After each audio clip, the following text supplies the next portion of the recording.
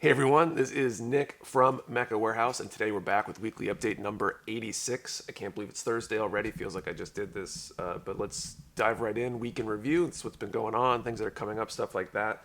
And let's start things off with talking about the lease. We got the lease. What was it? Monday, I think. The draft lease for the new space.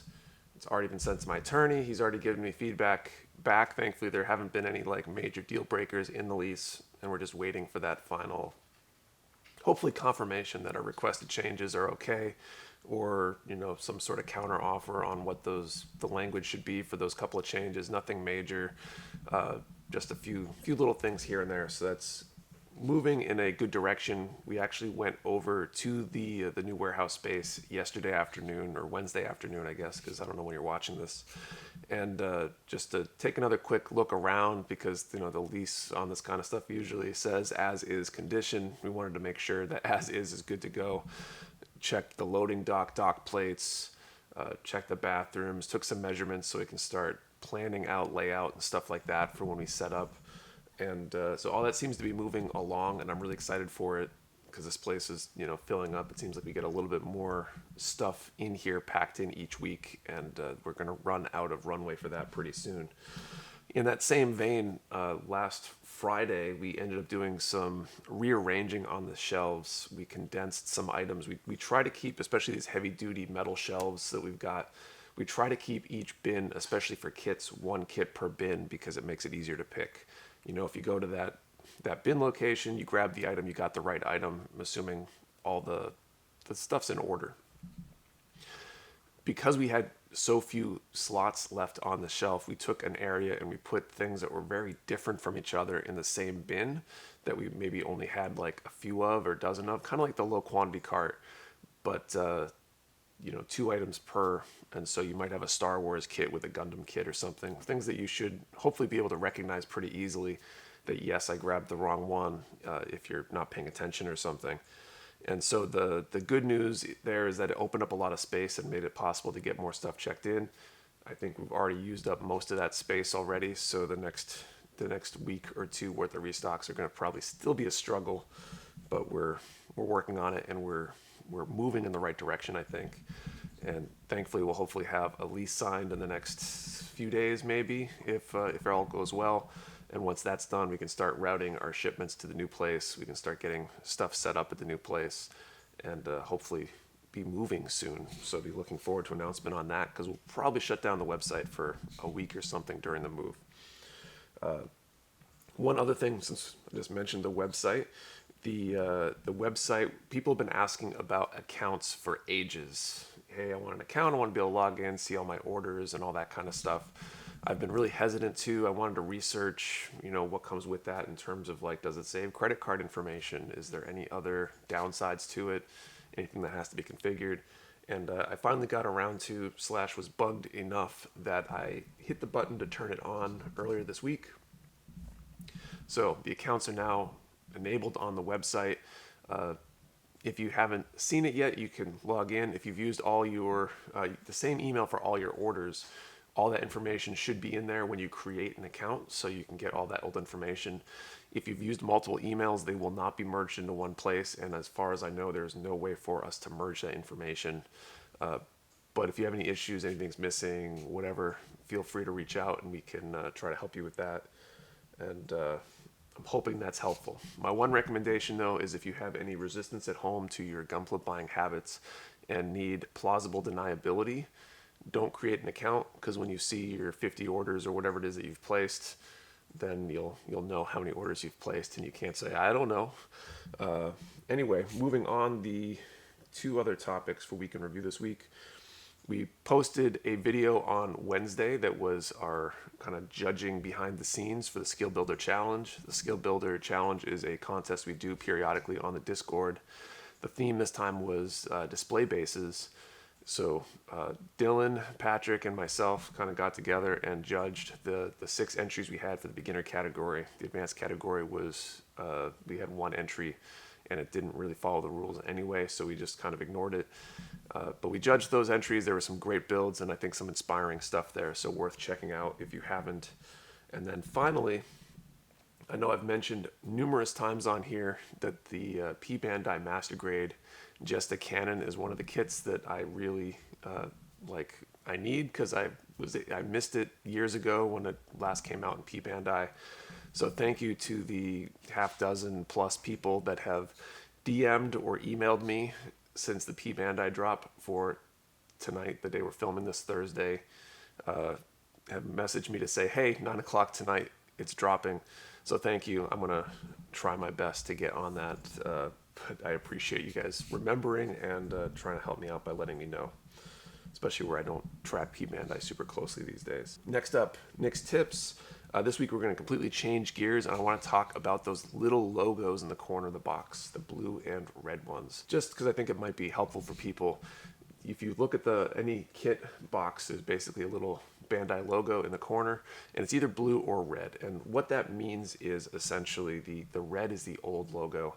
And back in, I think it was 2019 maybe, they decided to make a transition to separate off a lot of the model kits and things geared for maybe more mature audiences to an entity called Bandai Spirits. And when they did that, they started printing boxes with that blue logo. So for the most part, it doesn't mean much. If you find a kit with the red logo versus the blue logo, the red logo is probably an older printing of that kit. The one thing to keep in mind with that, though, is that it doesn't usually make sense for them to reprint boxes if they've got a stash of boxes already. We found in the last few months kits that had multiple different SKUs printed on them, probably because they happen to have some of the older boxes or something lying around, and rather than waste them, they decided to use them. And so in the same batch, we got multiple variations. So it is worth knowing that those might not be actually older prints, but it is kind of a way, if you find a kit with a red logo, you think it was printed recently, but it's got a red logo, it might be an older printing of that same kit. Everything inside should be the same. Maybe the plastic was made a while ago. I don't know if plastic degrades at any sort of rate that we will notice, but if it does, or you're worried about any of that kind of stuff, if you want a newer printing for whatever reason, that might be helpful for you. So that said, let's move on to pre-orders. This week we have no new pre-orders added to the list. So what I want to point you to is all the other great pre-orders we have up currently. RG God Gundam, we have a variety of Zoids kits available. There's some frame arms, etc. There's a whole bunch of great stuff. Maybe we'll scroll some good stuff on the screen while I'm talking about it. But plenty of good pre-orders available. We've got tons of God Gundam pre-orders still available. So if you're looking for one of those, grab one, secure it, make sure you get one. Remember, our pre-orders are different than most other shops' pre-orders in that we only post a pre-order when we get a confirmed quantity on what we're going to get. And that means that our pre-order is guaranteed that you will get it in our first batch, essentially. And it's not just a back order that will get fulfilled whenever it is that they get around to sending us the quantities we really need. Okay, next up, let's do restocks. We're going to head over to the packing station and do the restocks there, because we just frankly don't have enough room with all the stuff coming in. So let's do that. All right, restocks. So doing them over the table, make things easier. Let's start off with Master Grades. So the Master Grade Goof 2.0. Based on the Zaku 2.0 frame. I've built this one. It was one of my first few Master Grades. It's definitely a solid kit. Enjoy that one. We also got the full armor Thunderbolt. This one's been a really popular kit. It's a big complex kit, lots of shields, lots of accessories and stuff, but a good kit nonetheless. The Thunderbolt, I think we got a ton of. The 2.0, not so much. Let's move on to HGUC, a bunch of high grades. F91 Gundam we got in. The Dom Tropin, this one's an older kit. It's supposed to be pretty good from some recommendations I've heard from a few people. And I'm on a Dom kick lately. I kind of want one. I don't know why I'm on a Dom kick. High grade Zeong. So if you want a Zeong at a lower price than, say, the RG Zeong that came out last year, good option right there. The Blue Destiny Unit 2 Exam. So we got those in. I think that's very similar to the Ground Gundam in construction. And then the Base Jabber. I haven't seen these ever We've never had them in the warehouse, so, and we didn't get a massive number of them. I don't think they're going to last super long. Also got some more high-grade Gundam the Origins. These kits are always popular and supposed to be really great in general. The prototype Goof Tactical Demonstrator, pretty cool Goof design, lots of detail on these Origins kits. The Zaku half cannon, looks like it, I think it has options for either a 180 millimeter or Gatling cannon for the shoulder. It's actually pretty cool. No, I want one of those too. Okay. The Zaku 1 Denim and Slender. So I think this one is, you can build it a couple different ways, I think, or at least it's different accessories or something. But I believe that one's probably a solid kit too. And then we got some more of the, actually not more of, this is our first delivery of this in a while. The Zaku 2 high mobility type, so this is the Black Tri-Stars, the Gaia MASH version. So this one also has several different weapons options, I think. We got some high-grade build fighters and build divers in. Wing Gundam Zero Hano. So that's a Wing Zero variant, I think. Kind of an interesting take on that. Got our first core Gundams in a while. We didn't get a lot of these though, so if you want one of these, you might have missed it already if you don't click over to the site right now. Core Gundam G3 color and V2 unit. So this is has the V2 with it. We got the Core Gundam real type color and Mars 4 unit. So got that one, and then also the Earth 3 Gundam, which includes the Core Gundam in it itself. I think we only got maybe like a dozen of each of these, so I don't suspect they'll last super long. Let's transition to Transformers. We got 2 Flames Toys Transformer kits in. These are on pre-order. Before the Acid Storm, it looks like it's essentially a recolor of Starscream, but I've heard that's a decent kit. And then the Devastator. Also, I've heard decent things about this kit. I think it's fairly large, I think. It's definitely bigger than a lot of the other Transformer kits. Digimon, Imperial Dramon Paladin mode. I think this was a Pband release in Japan, I think, if I remember correctly. But we got them in. These are also pre-orders, so those pre-orders have probably shipped already. We got some other random goodies over here too. 30-minute missions, Reaver Nova. Green. This one, to me, it looks like a 30-minute missions Dom. I love the rifle on it, actually, and I think I might have to grab one of these myself, too. I guess that goes with that Dom kick I've been on. Option part set 5, multi-wing, multi-booster. So some more accessory parts for 30-minute missions. A bunch of options there to play with. We got the Joe Hound from, whatchamacallit, from AIM, Warrior at the Border Line. So another one of these kits. Everybody's raved about this line. I haven't built any of them myself yet, but they've been solid kits from what I hear. Gundam Iron-Blooded Orphans Gundam Vidar. So IBO kits tend to be popular in general. We also got the Kamen Rider, Double Cyclone, Joker. So another Kamen Rider kit. And a couple more kits here.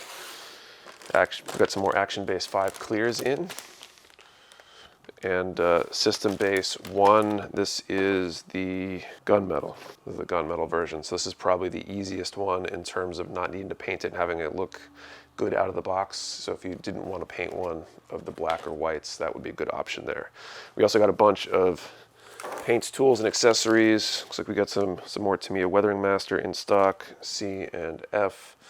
So great weathering powders.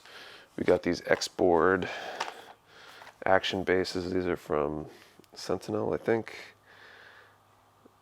I don't know who the underlying manufacturer is, but kind of a good figure base or maybe an accessory holding base. So we got those in. We have Vallejo and Tamiya restocks. I know we're still out of stock of a lot of these paints, but we did get some restocks in. So if you were looking for any colors you might not have had in stock, we might have them in stock now. I know there's a few that are still out. Tamiya extra thin cement. I think we might have run out of that and got it back in stock. We also got God Hand in as well. God Hand PN 120s. I think we got some more of the SPN 120s as well, maybe. Finally, Bandai has their own sanding stick line that they've come out with. These were pre-order, I think, as well, but we got these in the Bandai Spirit Official Tools sanding sticks. And what's the difference between these two? I think one of them's a mini pack and one of them's a regular pack. So we got small ones. That's like the only difference. Yeah, small ones, big ones. But I don't know if anyone's used these yet. I haven't, but they might be worth checking out. I think they're relatively inexpensive. So I think that's all we got. While we're on it, though, I do want to mention God Hand prices are likely going up. They changed their MSRP and maps recently to deal with their costs going up. So our prices now, we're going to try to keep them low. We're still trying to get clarity on what the pricing needs to be. If they're not increased this time, they will be next time. So if there's something you're looking for, I wouldn't wait because the prices on those might be going up soon. All right, so that was the Restocks. Make sure you check them out. It's definitely some good stuff in there. Most things in decent quantities, a few not so solid quantities like I mentioned. So definitely worth jumping on those, or at least checking out what we got earlier rather than later. And let's move on to Q&A. So Q&A is the part where I answer questions from you, the viewer. If you have a question you want answered, post it down in the comments below, and I'll do my best to answer it next week. First up is from Plastic Germs. With the new place coming soon, are there anything you'd like to change to make things easier at Mecha Warehouse? This is a great question. There's a million things I'd like to change. Number one, I'd like to not have everything be packed in so tightly. We're probably going to double the number of shelves just during the move itself, and then we'll obviously have space to add more shelves. So we'll hopefully not have these situations where we need to find or make a place to put something. We'll just have plenty of empty shelf space, at least in the near term, to deal with that.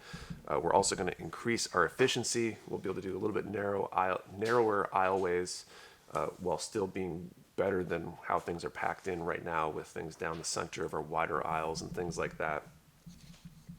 We'll have doors that can be closed, which will make things easier for, doing performance reviews and meetings and things like that. A studio we can close the door on, so when we need to film our other piece of content for the week, we'll be able to do that without having to worry about coming in early to avoid background noise in the warehouse, since it's just one big open room right now. So those are a few of the things that would like to change and basically are changing. And I think the other big thing is going to be that we're going to have at least 2 packing stations able to run, and we'll probably be transitioning to somebody else handling things like printing orders and managing some of that day-to-day for shipping stuff out, since I'm going to have an office and not be kind of like right there in the warehouse constantly. But that will be a gradual change once we get into the new space. And then next question, fun question, burgers or burritos? That's kind of tough. Kind of depends on the mood. If I have to make it, I'd say burgers because they're easier, but they're both really good options. Okay, next question, DF. Hey Nick, is Bandai a stickler for map pricing, or do they even care? And what was the fastest selling kit you had in the store? So map pricing, that's for anybody who's not aware, that means minimum advertised price. Basically, certain brands don't allow you to sell their products below a certain discount off, or at least don't allow you to advertise that price.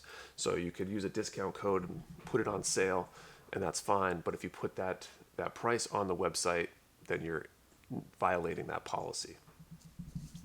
Bandai is, I think, pretty much a stickler for it. They've got the policy. It's written into all their agreements and terms and all that kind of stuff. That said, I've definitely seen competitors violate that policy. Usually they get a slap on the wrist eventually. For some reason, they strategically will do it, late on a Friday through Sunday when nobody's at Bandai, Namco, Toys, and Collectibles America to be there to slap them on the wrist until after the fact. So they kind of get away with it. But I believe they do try to enforce it. It's just enforced by essentially having to complain about other shops violating it. I don't think they have somebody whose job is to go out and look. So we don't spend a lot of time looking at our competitors' pricing unless we're trying to make sure we're still got the best price on everything. But we don't do that super frequently, just because we just know through policy that we're there. As for the fastest selling kit you had in the store, I think I'd probably say the RG High New just for pure throughput. I think when we got it the first time in, we had 40 or 50 available that weren't pre-orders, and I think they sold out in like 5 minutes or something like that, which is probably the record for any kit in terms of like raw speed of kit per minute. That wasn't like, 3 in stock or something like that. I could be wrong because I'm not looking at hard data, but I think that's the fastest one. And one more question, we got R. Prats. If you're planning to scribe and paint your kit, would it be a good idea to wash the parts while it's still in the runner, or do it after you scribe the part? It's a great question. Personally, if I'm going to wash a part prior to painting or anything else, I tend to do it after everything else I've done to it, just before I want to paint it. Some people do wash the runners. There's basically 2 reasons to wash the runners in my estimation. One is to get rid of the mold release agent, which they put into the mold. Think of it like your PAM spray to make it easier to take stuff off your baking sheet or whatever. It's essentially an agent that helps get the runners out of the mold when the mold's done with it. So that's one thing you want to get off the parts, and the other is any sanding dust, any grease from your hands, things like that. And since I'm worried about that stuff more myself, I tend to wash at the end because that will get everything. Whereas if you wash at the beginning, you might still have to wash it again if you want to get any of that dust and fingerprints and that kind of stuff off of it. So hopefully that helps. Great questions. Remember, if you have a question you want answered, post it down in the comments below. I think that's all we got for today. So thank you for watching. See you next time.